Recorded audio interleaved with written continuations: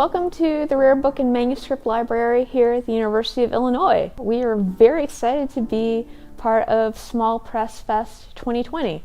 I'm Cait Coker. I'm one of the curators of Rare Books and Manuscripts here, and I'm going to be showing off a few of my favorite items. This first one is the UFO scrapbook. This is a very mysterious item that I love so very much. We don't know who made it or why. It was a item that was donated to us by the Chicago Public Library because it had come to them. It is a mix of photographs and commentary, identifying materials.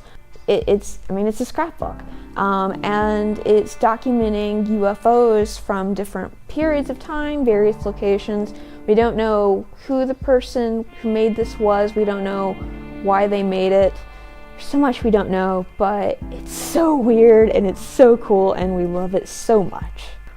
So this is an example of one of the artist books that we have in our collections here. This is by the artist and printer Amos Kennedy. He is probably most well known for his broadsides, where he is kind of focused on the acts of printing and community building and really engaging with the public.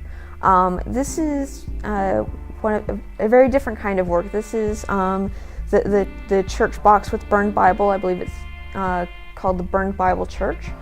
This was his response to, in the 1990s, a series of burnings of churches in black communities. What you see here is the model of a church, and imposed on this model are pieces of pages from the Bible that have been burnt to kind of show that kind of desecration of text and community.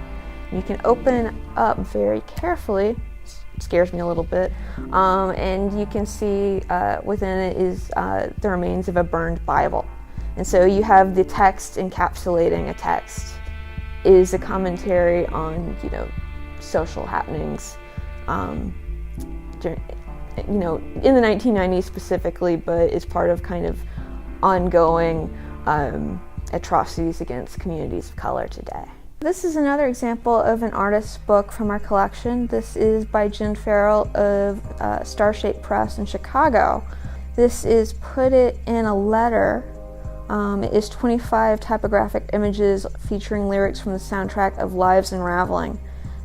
This is a very small personal artist book that Farrel was working on while her husband was being treated for cancer, and I believe it continued until just after his passing. So it is a very personal work about what books are and what relationships are and how you try to capture things through art. At last, this is one of my favorite items from the collection, and that's because it's such a modest little item, but I think it tells a really interesting story. This is a broadside printed by Eleanor James, probably between 1700 and 1710. Eleanor James was a printer and kind of what we would think of today is a political writer. She was called London's godmother because she wrote broadsides on pretty much every topic of religious, political, and city-related topic from that period of time. Her husband was a printer and what he did was he kept, the shop, running by day, and when the shop wasn't, in its formal business hours, Eleanor would print herself on single sheets of paper her commentaries on events of the day.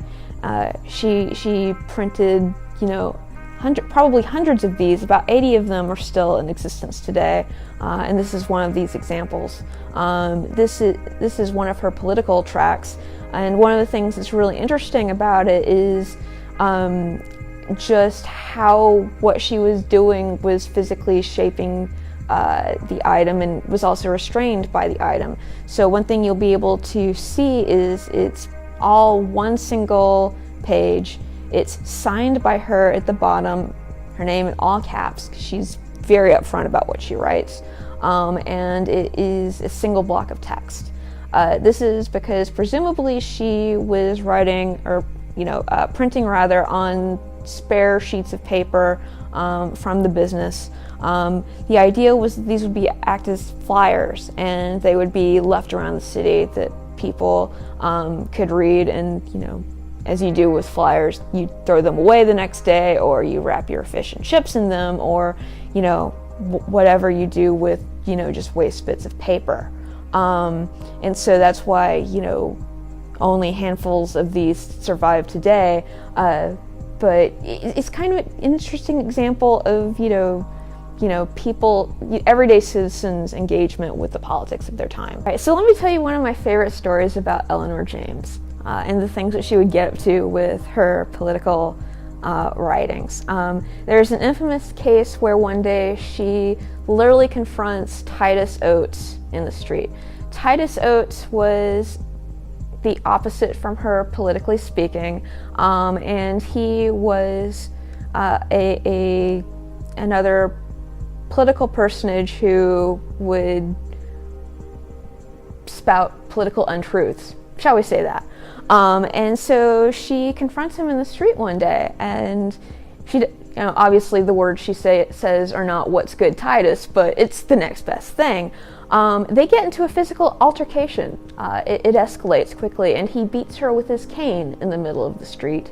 She sues him because maybe you shouldn't beat your political opponents in the middle of the street. Maybe that's a bad thing even, in the 1690s and 1700s. And she wins the suit. That's rather notable because, women and the English law system don't always win during that period of time, but she did. She wanted to let everyone know exactly what she thought, and she did. She also went to prison twice for it, would literally get in fights in the street for it, but that was very important to her, and I respect that here in 2020.